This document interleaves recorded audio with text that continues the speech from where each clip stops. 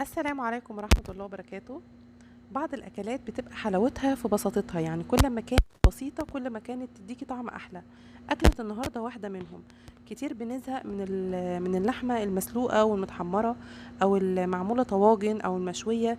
بنبقى خلاص زهقنا من الحاجات دي وعايزين حاجة تكون سريعة وسهلة وفي نفس الوقت يكون طعمها حلو. أكلة النهاردة واحدة منهم، هقولك على كام حاجة تعمليها ولو عملتيها هتديكي أحلى نتيجة وأحلى طعم.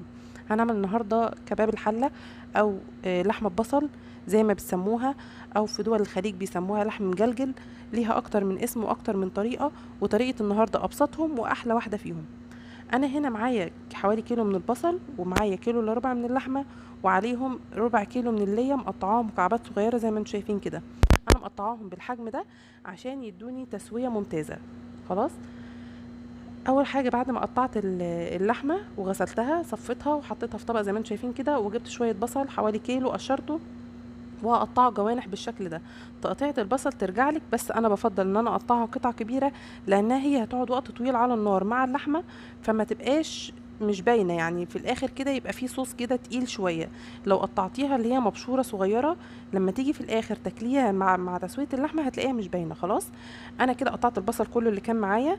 هنروح بقى في طاسه على النار او في صينيه او اي حاجه. هحط معلقه صغيره بس من السمنه، مش كتير، يعني هي عشان بس اللحمه لما تنزل تاخد صدمه فيها. بس احنا ممكن نعتمد على الليه وما نحط السمنه خالص. خلاص انا حطيت السمنه خدت يعني سخنت شويه، وبعد كده نزلت باللحم بتاعتي وبدات ان انا اشوح فيها كده. الخطوه دي ممكن تعكسيها، يعني ممكن تحطي البصل الاول وبعد كده تحطي اللحمه. انا بفضل ان انا احط اللحمه الاول عشان لو فيها ميه او فيها دم او كده فتتشوح وتاخد لون، وفي نفس الوقت ما تنزلش الحاجات دي على البصل. المنكهات بتاعتي بقى بسيطة جدا. انا حطيت ورقة لورا وعليها 3 فصوص من حبهان، ما نكترش عن كده، هتدي بس ريحة وطعم حلو مش اكتر. خلاص هنرجع نشيلهم كمان شوية. وعندي معلقة صغيرة من فلفل اسود. خلاص. وهقلب بقى كل الكلام ده مع بعضه، انا مش عايزه اضيف اي توابل. الاكله دي ممكن تلعبي فيها كتير جدا، ممكن تحطي فيها توابل مختلفه، بصل باودر، توم باودر، بابريكا. ليها اكتر من طريقه بمكونات مختلفه. بس انا حبيت النهارده ان انا اعمل حاجه بسيطه. هحط معاها عود فلفل اخضر كده، اللي هو الحار ده. انا عايزه بس اخد ريحه الفلفل وشطشطه بسيطه كده منه، مش عايزه اقطعه. لو قطعته هيبقى مشطشط زياده، وانا مش عايزه كده، انا مش عايزه حاجه تغطي على طعم اللحمه والبصل خالص. هنزل بقى بالبصل اللي معايا كله كده وهديله تقليبه مع اللحمه. طبعا اللي انتوا شايفينه بيغلي من تحت ده مش ميه، انا لسه ما زودتش ميه ولا حاجه. دي كده اللي هي بدات تسيح وتنزل الدهون بتاعتها.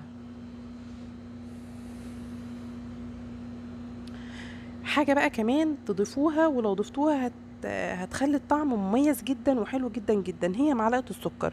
اي حاجه فيها بصل، اي حاجه تعملوها فيها بصل وفيها كرمله للبصل، دايما ضيفوا معلقه السكر دي. هتدي كرمله ولون حلو جدا، وهتدي طعم تسكيره كده مع الاكل، هتخلي الطعم مميز جدا جدا. غير كده كمان هي هتساعد في تسويه اللحمه. خلاص. انا حطيت كده معلقه صغيره من السكر، مش هزود عن كده.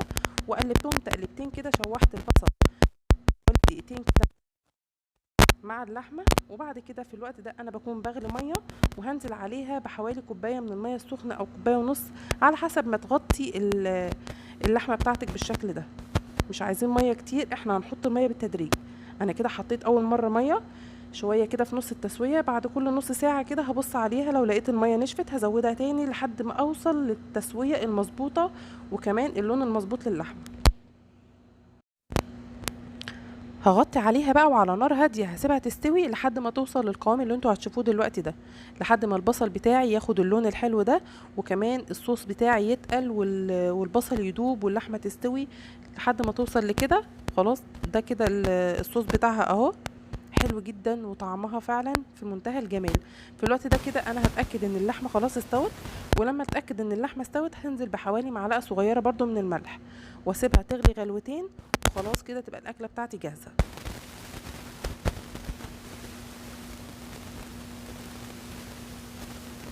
هديها تقليبتين بس كده واسيبها تغلي غلوتين مش اكتر من كده، انا مش عايزاها تنشف بقى عن كده، خلاص هي كده استوت وبقت تمام قوي. وفي الوقت ده هسيبها تستوي وهروح اعمل سلطه الطحينه. ممكن تعمليها مع الرز حبة وحبة او رز بشعرية او مكرونة، تاكليها بعيش بسلطات، مع طحينة مع مخلل، ليها حاجات كتير جدا تتعمل معاها. وطبعا لو عندك عزومة وعملتيها وحطيتيها في طاجن في الفرن هتديكي نتيجة ممتازة وحاجة ما بتاخدش وقت ولا مجهود. انا هنا حطيت شوية من الطحينة وعليهم نص معلقة صغيرة من الكمون، وعليهم كمان نص معلقة صغيرة من التوم البودر، ونص معلقة صغيرة من الشطة، ممكن تشيل الشطة لو مش بتحبوا الشطة خلاص، واحط حوالي معلقة او معلقتين من الخل وشوية من الملح بس كده.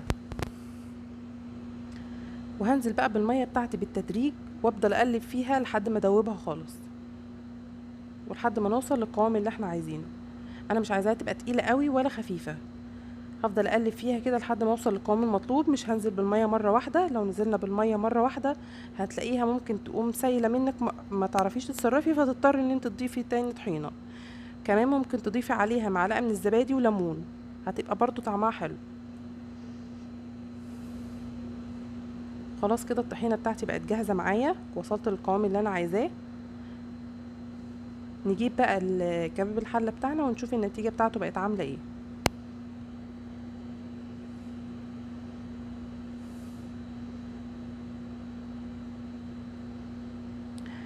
عايزه اقول لكم ان هو كان حلو جدا جدا، سهل وسريع، وزي ما قلت لكم كله في صينيه على النار، ما خدتش حلل كتير ولا دربكه، حاجه ما خدتش وقت ولا مجهود، بطعم بسيط.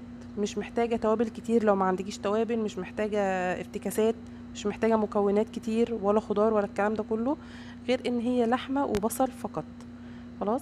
انا هنا بوريكم، طبعا التصوير ظالمها تماما، هي مش ما كانتش باللون ده، هي كان لونها احلى من كده يعني، بس هي مش باينه كويس في التصوير. عايزه اقول لكم ان اللحمه دايبه مستويه جدا. اللحمه دي بالمناسبه لما تيجوا تعملوها يفضل ان هي تكون لا اما من عرق فليتو، او او اللي هي اللي بيقولوا عليها قشره اللوح، بتبقى لحمه كده طريه، او سن. الحاجات دي انت ممكن تقوليها للجزار، هو يديكي الحته المناسبه، يعني هتقول له عايزه لحمه سن، او لحمه قشره اللوح، او لحمه عرق فليتو، هيديكي الحته دي، بتبقى حته طريه كده وناعمه وبتستوي بسهوله. خلاص. دي كده كانت النتيجه بتاعتنا النهائيه. اتمنى يكون الفيديو عجبكم، يا ريت لو عجبكم الفيديو تعملوه لايك وشير وتشتركوا في القناه وتفعلوا الجرس عشان يوصلكم مني كل جديد. اسيبكم في رعايه الله، والسلام عليكم ورحمه الله.